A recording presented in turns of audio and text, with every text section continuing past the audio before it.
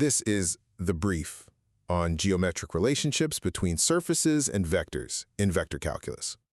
All right, so we're diving into how we connect those abstract 3D surface equations, for everything from a simple plane to some really wild shapes, to the actual vectors that define them.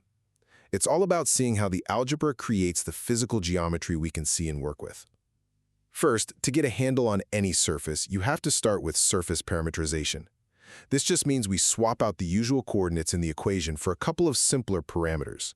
And this is key because it lets us calculate the directed area element, which is this foundational little vector that tells us the surface's orientation.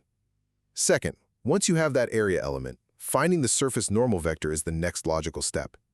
See, since that area element is always perpendicular to the surface, we can use it to find this special unit vector that points straight out from it. This vector explicitly tells you the surface's exact direction at any given spot.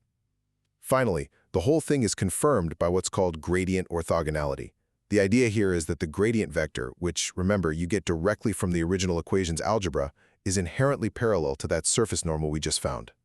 And this is huge. It's the proof that the algebraic definition and the geometric orientation are perfectly aligned. This is how we verify and translate the abstract algebra of surface equations into the physical reality of three-dimensional geometry.